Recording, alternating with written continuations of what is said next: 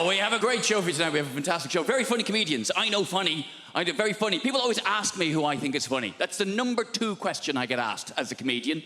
The number 1 question I get asked as a comedian is, have you ever died? As soon as you tell someone you're a comedian, first thing they want to know, oh, you ever died? Oh, what's it like when no one laughs? Oh, tell us about the worst gig you've ever had in your life. Please, relive for me, in minute detail, the worst moment of your professional career. Have you ever really died? It's like saying to a doctor, tell us about the last patient you lost. What happened? With the family crying. I bet they were they? Yeah. People are such ghouls. It's the number 1 question. Have you ever died? Number 2 question, though, is what makes you laugh? People always want to know that from me. Who do you think is funny? And that's a nicer question. That's more understandable. You know, I make people laugh. People want to know what makes me laugh. In the same ways you might say to your hairdresser, who cuts your hair? Or you might say to someone in an Audi, who do you think drives like a cock? Same kind of thing. I like that joke. It's a short joke, it's a sharp joke, and also with that joke, I get to spot every Audi driver in the room. I can just see it there. Pinched expression on your face there. All right, no need to be like that about it. I've done well for myself. It's a very reliable machine. And the fact that I can tell you're an Audi driver by the expression on your face means technically you've just given a form of indication. So well done. Good for you. Who knew you could do it? Yeah. Have you ever died? Who do you think is funny? You always get asked the same questions. That's why I don't like doing interviews. I love doing this job. This is great. I love standing here talking to you, though. But doing interviews, it's a necessary evil. It's part of the job. I having to answer questions. And I don't even like watching interviews. You'd rather watch a comedian tell jokes than talk about how they wrote them. You'd rather watch a singer sing songs than talk about their inspiration. You'd rather watch a sports person do their sport. You'd certainly rather watch a sports person do their sport. Come on now. Sports interviews can be turgid affairs at best. And then I hit it with my foot. You mean you kicked it? If you like. They're really interesting. And I'm not slagging sports people. It takes a great deal of single-mindedness to excel at a sport to a point where people want to interview you about it. But sports people are famous because they're good at sport, not because they're good at talking about sport. That's why you find a sports person who is good at talking about sport, the BBC will cream their knickers over them. We found a woman. She used to ride horses. That's a sport. And she's quite lively and engaging and charismatic. Put her on absolutely everything! Do not let her out of your sight. Even people I'm a fan of. Andy Murray. I love Andy Murray. Britain should be very proud of Andy Murray. He's done a lot to be proud of. He's won Wimbledon. He's an Olympic gold medalist. And he put up with a lot of shit when he was, 8th best in the world? Oh, you bloody loser, you. He's done a lot to be proud of. He's won Wimbledon, he's Olympic gold medalist, he's magnanimous in victory, he's humble in defeat. And he's a big comedy fan. He's been to see me live, I've met him, lovely bloke. But Jesus Christ. I cannot listen to him drone on one more time about how he won stroke lost another tennis match. I can't do it. Well, then I hit it to him, and he hit it back to me, and I'm very good at tennis, but he is also very good at tennis. Some days I'm better at tennis than he is, but I think what's happened today was he was slightly better at tennis than I am, and that's maybe why he won the game of the... Oh, for God's sake, man! I'm not very sporty, you can probably tell. I like hill walking. Doesn't really count as a sport. I like hill walking and camping. Proper camping, though. None of your glamping bullshit. Glamping. Derivation of the words glamorous and camping, where you stay in a yurt, which is more expensive than a hotel. What is wrong with you? A lot of people don't realise yurt is a derivation of the words yura and twat. A lot of people don't realise that. I'll tell you something. Thank you. Thank you. I'll tell you what I saw the other day. This upset me, and I'm a pretty easygoing guy. You know what I saw? I saw an ambulance. Big sign on the back of the ambulance, on the back door. Do you know what it said? It said, "This is an ambulance, not a taxi." This is an ambulance, not a taxi. I know, I can see, don't worry, I can tell. I know it's not a taxi. You know how I know it's not a taxi? Because last time I called a taxi, it didn't take 3/4 of a fucking hour to arrive. That's how I know. While I'm on the subject, can I just ask, is it really strictly necessary in this day and age to have the word ambulance written back to front on the bonnet of the ambulance? No, so if you see it in the rearview mirror, it says that. I know why. I know why. I'm just questioning it. See, my point is, if the blue flashing light and the big red cross hasn't done it for you. Just a hunch, but I suspect the word ambulance is going to be lost on you as well. So I'd like to know if there had ever been anyone in the history of the automobile who was driving along, looks in their rearview mirror and goes, huh, what the heck's this? Who's this joker with his blue flashing light and big red cross behind me? Well, he's not getting past me. What does this say? Eculumbo? What does the hell that mean?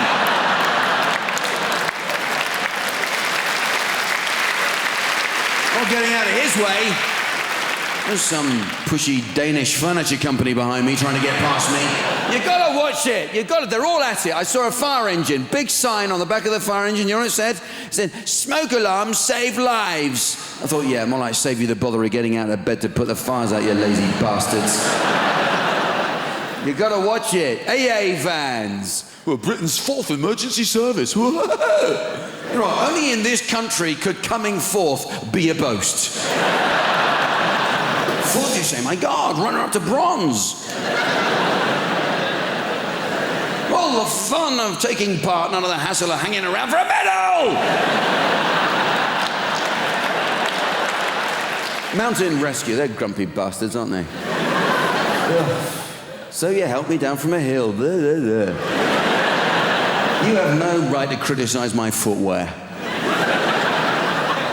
I was wearing flip-flops that felt like a walk.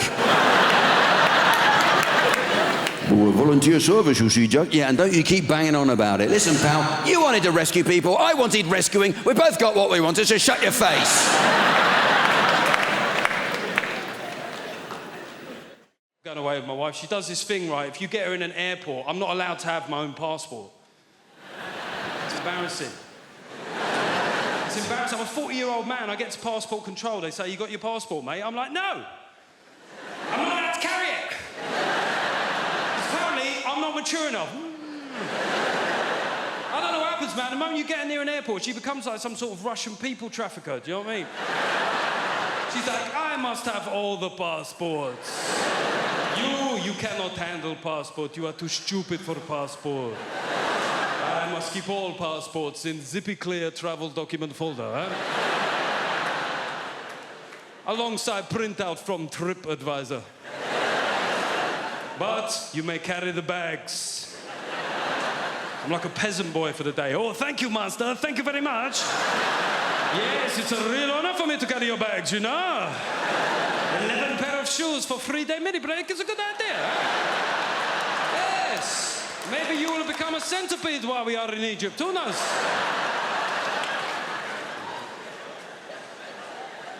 I went on a stag do recently. I went to the Munich Beer Festival. Has anybody here been to the Munich Beer Fest? Seemingly everybody. How many days did you go for, mate? No days. Got deported on arrival. We went for 7 days. We got there on a Monday, right? We had 6 straight days drinking, Monday through Saturday. And on the Sunday, we said, we've got to do something different, right? So we went to Dachau concentration camp. Yeah. It was a weird shout. There's no getting away from it. Could have gone go-karting.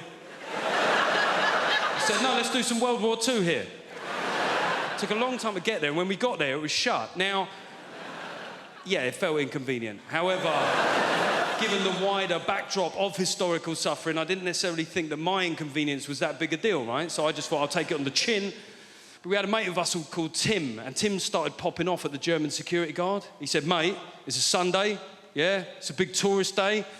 It's outrageous that it's shut. I said, to be fair, it's outrageous that it was ever open, you know what I mean? It's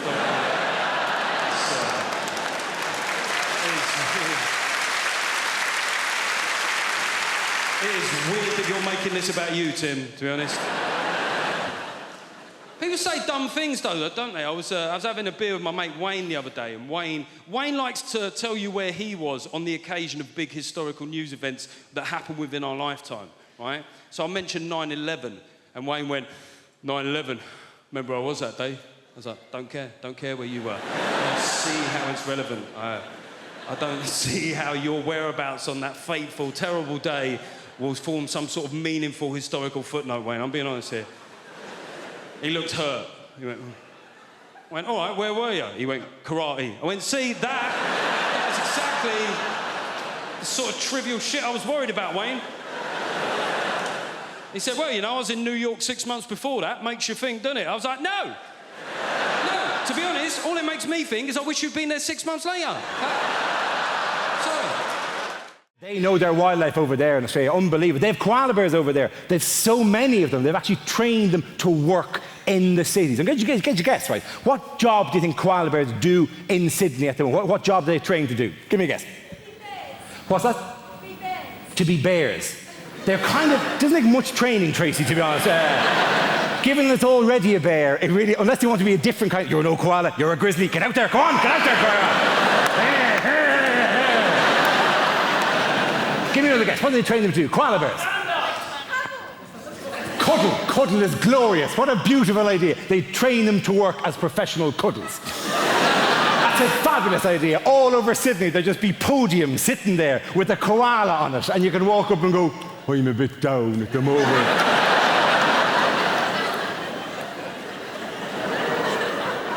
And the koala will go, come here, come here.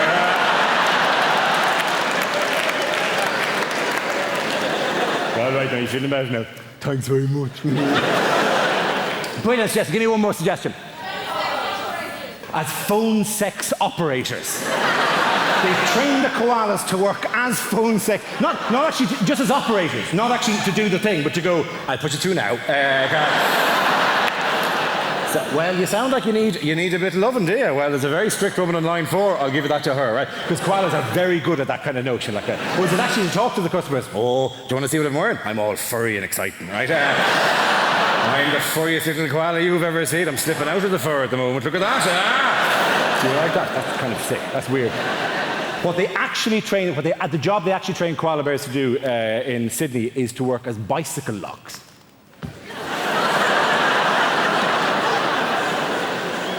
You take the koala, you put him in the frame of the bicycle, his little hands reach around through the spokes of the wheel, and then he just holds on to the bicycle like that.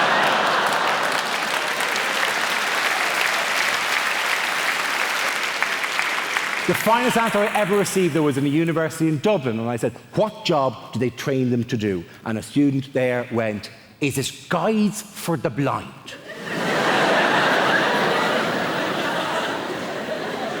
And I said, well, surely they'd use dogs for that. And she said, not for walking, for climbing.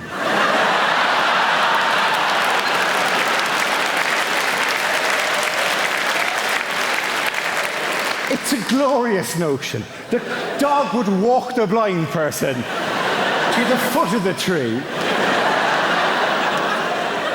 at which point control would be handed over to the koala bear, who would then walk the blind person up past difficult clumps of branches and whatnot, till they got to the top, where presumably it would then describe the view to the blind person.